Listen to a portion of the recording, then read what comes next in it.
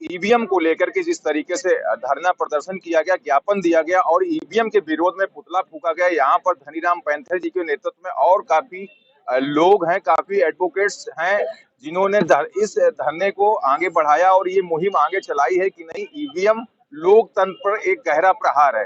हम जानने की कोशिश करेंगे। हमारे साथ कानपुर कोर्ट के वरिष्ठ अधिवक्ता हैं। सर, सबसे पहले तो हम आपका परिचय और इसके बारे में एडवोकेट जी, कैसे किस तरीके से ईवीएम को लेकर के जो जगह जगह अभी चंडीगढ़ में कल भी चुनाव हुआ, वहां भी ये आरोप लगाए गए कि 8 वोटों को लेकर के मेयर प्रत्याशी विजयी हुआ है, क्या उसको लेकर के आज ये यहाँ पर ईवीएम का? देखिए, इनके सिस्टम में सुप्रीम कोर्ट भी है, हाई कोर्ट भी है और ये दबाव डाल के अपने पक्ष में ये फैसला करा लेते हैं। जो ईवीएम लागू किए हुए हैं पूरे देश में, ये बदमाश लोग हैं, ये राष्ट्र पे कब्जा करना चाहते हैं।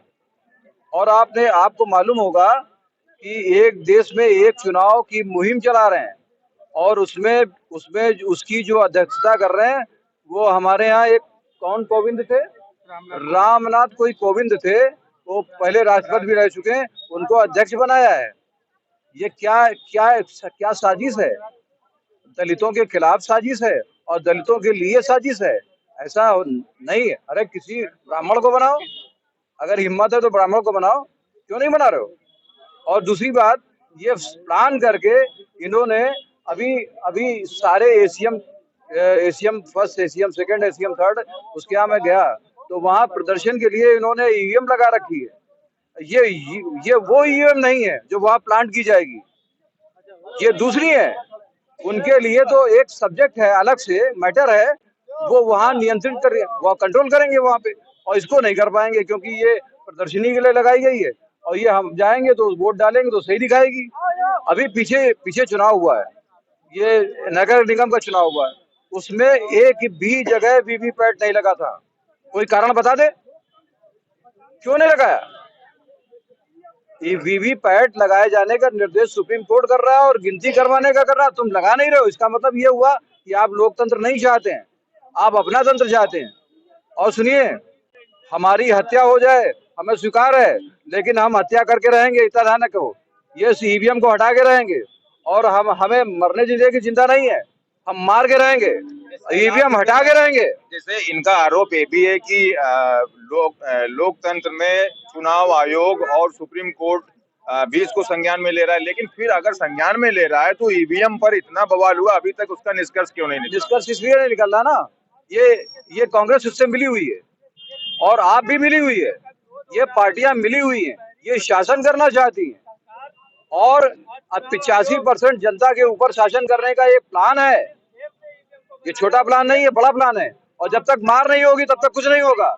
ये चाहे जितने पुतले फूंक लो, इनको सब पता है।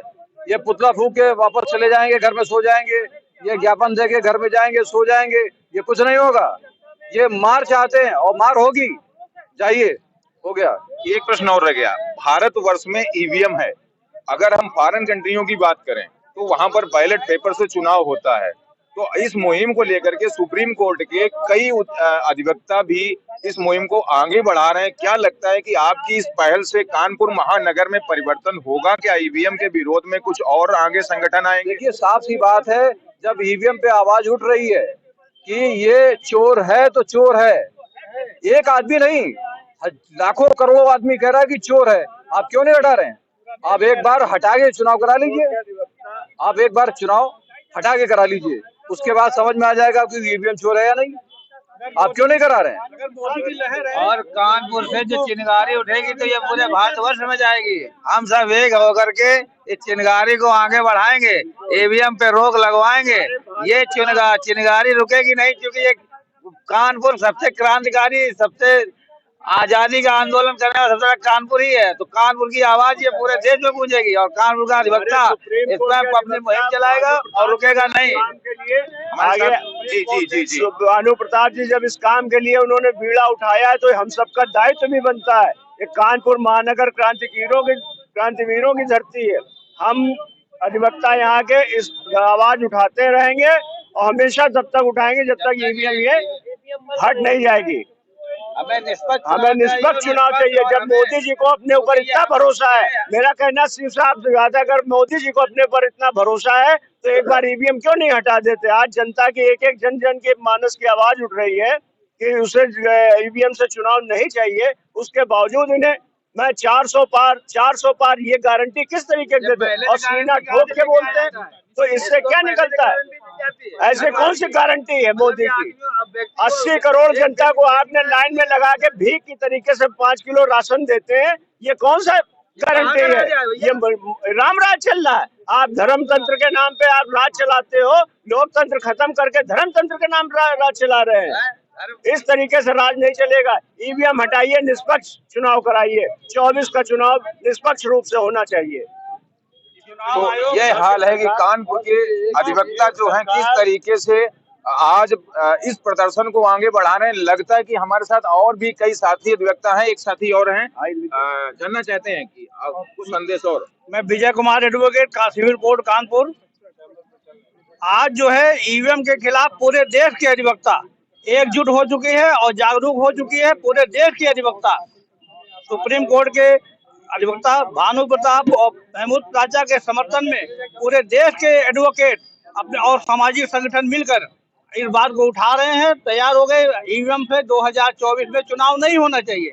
अगर मोदी को यह भरोसा है कि मोदी की लहर से जो है चुनाव जीता जाता है, तो ईवीएम हो चाहे बैलेट पेपर हो, तो बैलेट पेपर से चुनाव करा के देख लो। आज जो है बैलेट 2024 में किसी भी हालत में ईवीएम से चुनाव नहीं होने दिया जाएगा। ये हम सारे अधिवक्ताओं, पूरे देश के अधिवक्ताओं का ये प्रण है। और ईवीएम से अगर चुनाव कराती है सरकार तो इसका घोर विरोध किया जाएगा, चुनाव का बहिष्कार किया जाएगा। हमारे साथ एक लोग और जुड़ रहे हैं, अधिवक्ता साथी। जी जी जी। हमारे देश में जितने बल हैं उनको ये संदेश चला जाए, वो बल में हैं, वो डर रहे हैं। डर इसलिए रहे हैं कि जो आरक्षण 50% का जनरल है वो उनका बाप बैठा हुआ है और 50% में हम लोग हैं, SC OBC माइनॉरिटी वगैरह। तो ये डर बैठा हुआ कि उनकी नौकरी चली जाएगी। ऐसा नहीं होगा और ऐसा होगा कि पलट के वो लोग भी खड़े होंगे इस आंदोलन के पीछे। ईवीएम हट के रहेगी, ये ध्यान रखें। एक प्रश्न और रह गया। अगर आपने अभी राम राज्य की बात कही थी, वहीं पर इस देश की महामहिम राष्ट्रपति जी प्राण प्रतिष्ठा में वो अयोध्या क्यों नहीं पहुंची, इस पर कुछ बोलना है? ये हमें इनको नहीं मालूम है। ये लोग राष्ट्रपति नहीं है। सुनो, कोई प्लांट कर दे, कोई ले आवे, बैठा दे और ये हो जाए, ये राष्ट्रपति नहीं है और बेवकूफ टाइप की लेडी है। उसको नहीं छोड़ देना चाहिए। अगर तुम राम मंदिर के उसमें नहीं, पहली बात तो वहां जाना भी नहीं चाहिए, क्योंकि पत्थरों में कोई प्रतिष्ठा नहीं होती है ना। ऐसे तमाम पत्थर हैं, वो सब चलने लगेंगे, पहाड़ चलने लगेगा, हिमालय पर्वत चलने लगेगा। हमें ऐसा नहीं होता है, बड़ा खराब चीज है ये सब। ये देश को बर्बाद करने का तरीका और कुछ नहीं है। ईवीएम पर हमारे साथ एक अधिवक्ता साथी और जुड़ रहे हैं। आइए, जानना चाहते हैं, क्या कहना चाह रहे हैं? बस अब देखिए, ये जो सरकार चल रही है, ये सरकार की मूल नीति है विदेशी चीजों का बहिष्कार। जैसे चाइना की सारी चीजों का बहिष्कार कर रही है, पूरा देश बहिष्कार कर रहा है। तो जब सारी विदेशी चीजों का बहिष्कार हो रहा है तो ईवीएम, जिससे कि 99% लोगों का भरोसा डगमगा रहा है, हर आदमी शंका की नजर से देख रहा है, हमारा पवित्र लोकतंत्र, पवित्र संविधान और पवित्र संस्थाएं, संवैधानिक संस्थाओं पे भी उंगली उठ रही है कि भाई ईवीएम क्यों नहीं हट रहा है। तो ये सरकार जब सारी विदेशी चीजों का बहिष्कार कर सकती है, तो ईवीएम तो विदेशी है, वहां की टेक्नोलॉजी है, वहां की सरकारों ने इसको हटा करके बैलेट पेपर से चुनाव करा रही है। अमेरिका हो, चाहे फ्रांस हो, चाहे जापान हो, चाहे जहां हो, जब उसको इस पे शंका है, जब धरती पे बैठ के रिमोट कंट्रोल से चांद को हम कंट्रोल कर सकते हैं, रोटर को, चंद्रयान को कंट्रोल कर सकते हैं, तो भैया ये तो बगल वाले कमरे में ईवीएम को कंट्रोल करने में कौन सी बड़ी बात है? पहली बात। दूसरी बात, जब इस सरकार की नीति है कि विदेशी चीजों का बहिष्कार, तो ईवीएम से इतना प्यार क्यों है?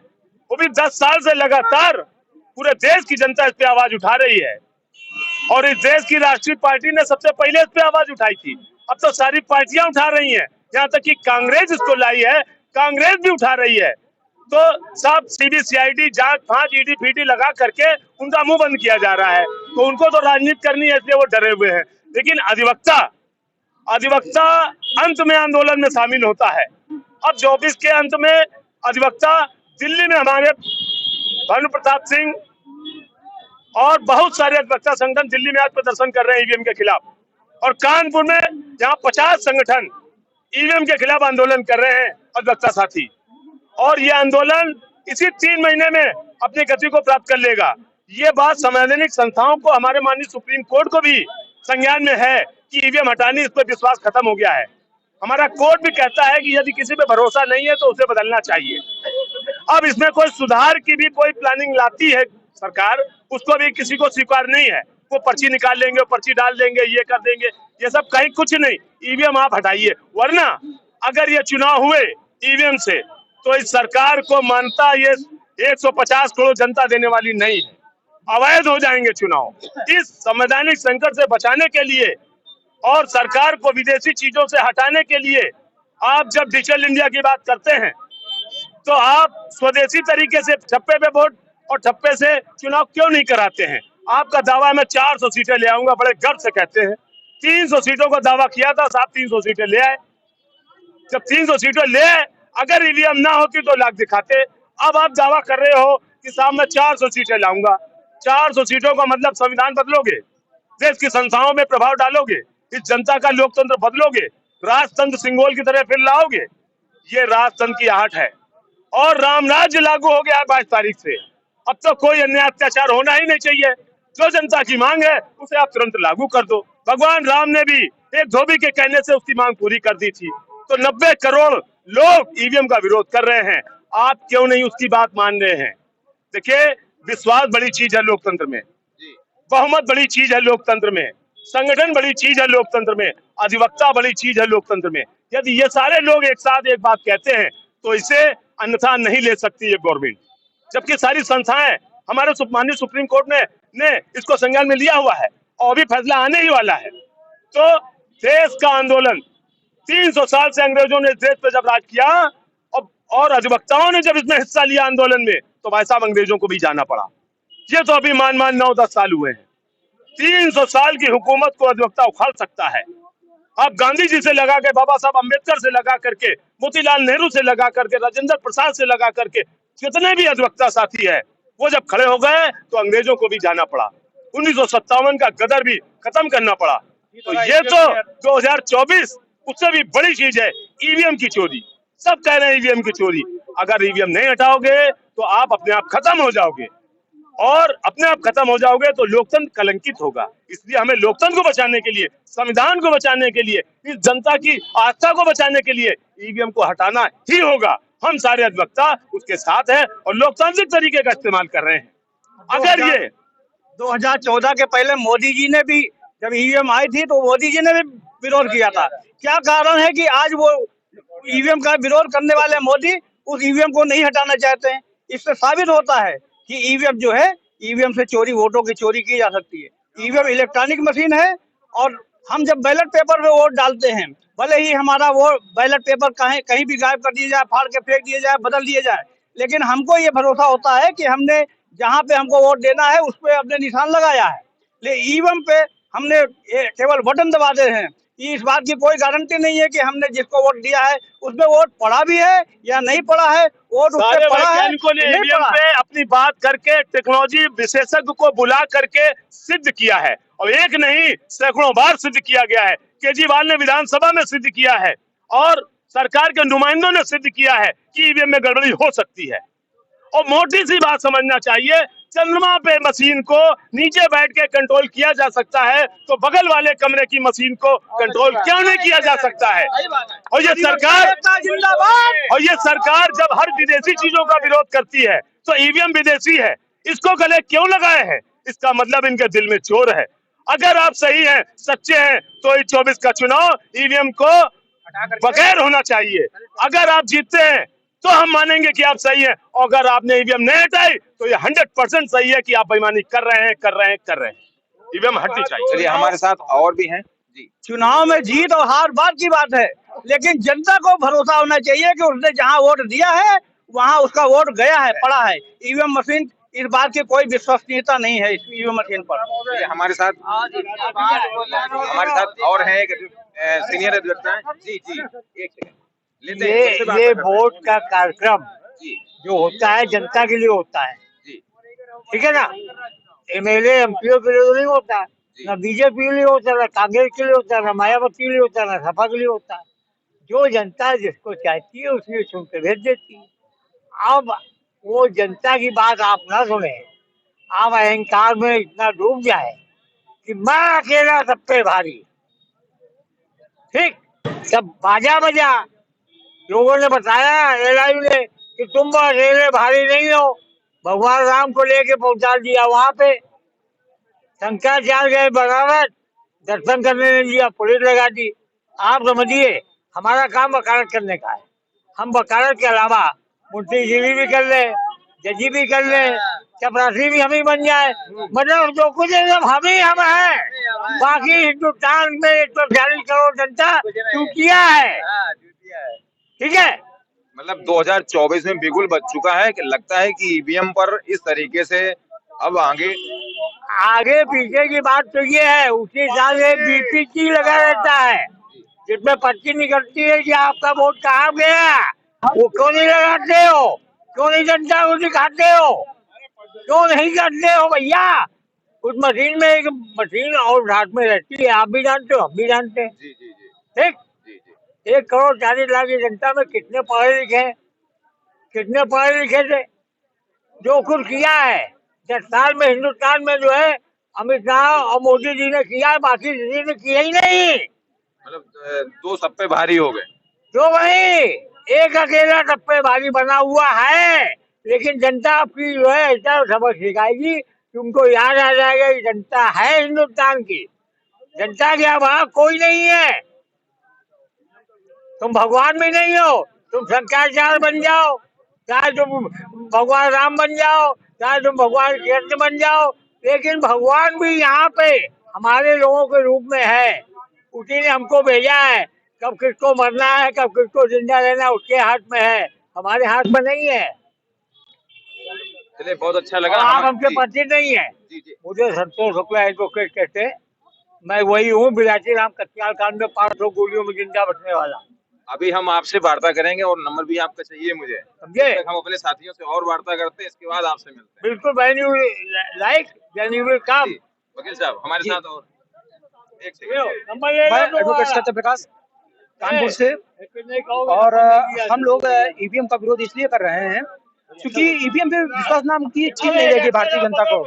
भारत की जनमानस इतनी त्रस्त हो चुकी है ईवीएम से, तो अब ये जनता चाहती है कि आप इसमें बदलाव करें और ये लोकतंत्र है, लोकतंत्र की भावनाओं का सम्मान करें। आपको चुन करके दिल्ली में प्रधानमंत्री की कुर्सी पर बैठाने वाली यही जनता है, आपको चुन करके वहीं लेके गई है। तो लिहाजा वही पब्लिक, वही आवाम ये चाहती है कि ईवीएम पे चुनाव ना करा करके बैलेट पेपर पे करवाया जाए, क्योंकि बैलेट पेपर को जिस मशीन ने बनाया है अमेरिका ने, वो भी उसका विरोध कर रही है।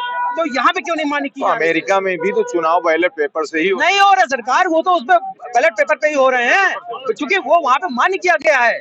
जब जनता चाह रही है तो उसकी बात क्यों नहीं मानना है? क्या प्रॉब्लम है आपको? आपने 10 साल सत्ता चलाई है ना, इतिहास गवाह है, इतिहास कहता है कि हमेशा इतिहास में चेंजमेंट होना चाहिए।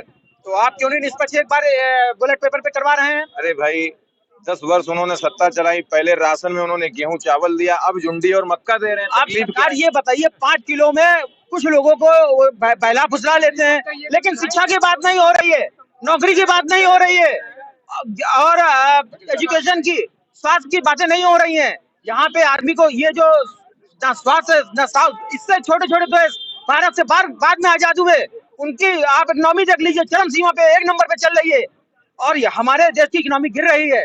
हमारे देश का स्वास्थ्य व्यवस्था सब गड़बड़ है। लिहाजा यहीं से पता लगता है कि हमारा डेमोक्रेसी का जो स्तर है वो नीचे गिर रहा है। हमको चाहिए स्वास्थ्य, शिक्षा, एजुकेशन, रोजगार और नौकरियां, जो समाज हर वर्ग को दिया जाए, और ये तभी मुमकिन है जब हमारा निष्पक्ष चुनाव हो, बैलेट पेपर पे हो, और हर व्यक्ति एक समान वर्ग से देखा जाए। हमें नहीं चाहिए ऊंचे नीचे उतार चढ़ाव, हमको सिर्फ चाहिए एक बराबर एक समानता का न्याय। ये जनता कह रही है ना, यहाँ को छोटा है ना बड़ा है, यहाँ संविधान सबसे बड़ा है, यहाँ संविधान सबसे बड़ा है और संविधान की ही बात चलनी चाहिए, ना राम मंदिर की बात चलनी चाहिए, ना बाबरी मस्जिद की बात चलनी चाहिए। यहाँ पे बात चलनी चाहिए तो खाली संविधान की बात चलनी चाहिए। संविधान से ही न्याय मिलता है, संविधान से राष्ट्रपति बनाया जाता है, संविधान से ही प्रधानमंत्री और मुख्यमंत्री बनाए जाते हैं। तो लिहाजा संविधान की बात होनी चाहिए। संविधान जो ये लोकतंत्र कहे, लोकतंत्र की आम जनता कहे, उसको मानना चाहिए और उसको अमल करना चाहिए। मेरा माननीय सरकार से ये अनुरोध है और चुनाव आयोग से भी अनुरोध है कि अब की बार 2024 का इलेक्शन लिहाजा बैलेट पेपर पे होना चाहिए। मैं अपनी बात रखता हूँ। धन्यवाद। जय भीम, जय भारत, नमो बुद्धाय। चलिए, हमारे साथ एक कार्यकर्ता है और मैं BS4 का महासचिव उत्तर प्रदेश राजू भारती बोल रहा हूँ। हमारी मजदूरों की पार्टी है, हम सब लोग को जोड़ते हैं। सरकार ने हमारे साथ शिक्षा के साथ घालमेल कर दिया। हमारे बच्चे जो प्राइमरी स्कूल में जाते थे उनको सबको एक करके 10 किलोमीटर दूर 10 स्कूलों को मिला के एक स्कूल बना दिया। अब हमारे बच्चों को प्राथमिक शिक्षा भी नहीं मिल पा रही है। अब इसी प्रकार 5 किलो राशन में हमारे अनपढ़ लोगों को बहला फुसला के उनका वोट लेके 5 साल उनको ठगने का काम किया जाता है। नहीं, 5 किलो राशन में तो पहले जैसे कि अभी तक देखते आ रहे हैं तो चावल और गेहूं मिलता था और अब की बार बाजरा, जुंडी, मक्का भी आ गया है। अरे महोदय, जोंडरी मक्का में हिंदी से क्या मतलब? जो हमें मूलभूत आवश्यकता है वो तो हमें मिले नहीं रहा। नहीं, मोदी जी ने तो ये किया है कि पेट साफ रहेगा तो सब रोक दफा रहेगा। अरे महोदय, पेट साफ रहेगा, पेट में जब हमें ठीक ठाक अब खाना पीना मिले तभी तो नौकरी है नहीं। हम पेट तो वैसे हमारा खाली है। जुंडी और बाजरा दे रहे हैं ना, मोटा अनाज बनने वाला भैया। तो ये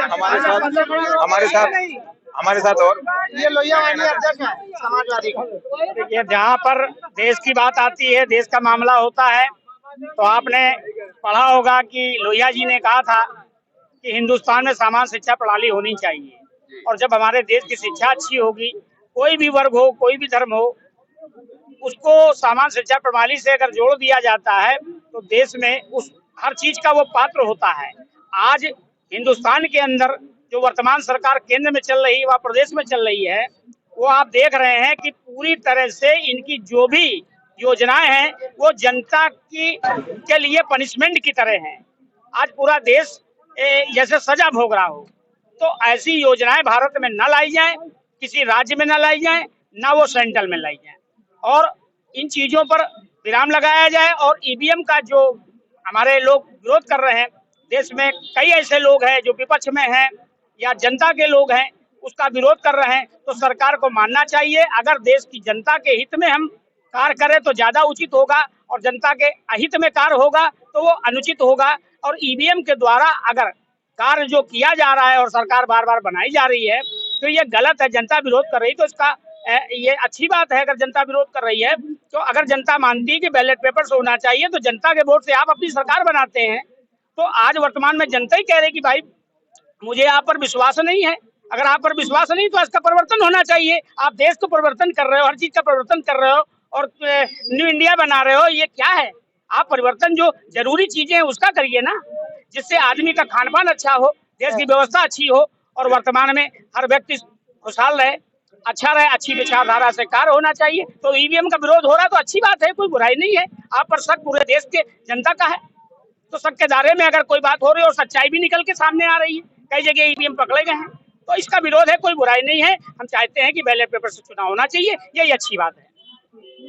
ये है कानपुर बार एसोसिएशन के बाहर, जो आप कानपुर कोर्ट के बाहर देख रहे हैं कि आज अधिवक्ताओं ने धनीराम पैंथर और ग्रुप 4 के नेतृत्व में किस तरीके से ईवीएम के विरोध में जो प्रदर्शन किया है। क्या लगता है कि उत्तर प्रदेश या पूरे भारतवर्ष में ईवीएम का विरोध जो हो रहा है तो लोकतंत्र और संविधान को बचा रहा है, या ऐसा कह सकते हैं इसको कि क्या ईवीएम बैन हो सकती है? क्या माननीय सुप्रीम कोर्ट या चुनाव आयोग इसको संज्ञान में लेगा, या ज्यों का त्यों ही मामला ठंडा होगा? क्या चुनाव बैलेट पेपर से होंगे या ईवीएम से ही होंगे? आगे देखना होगा।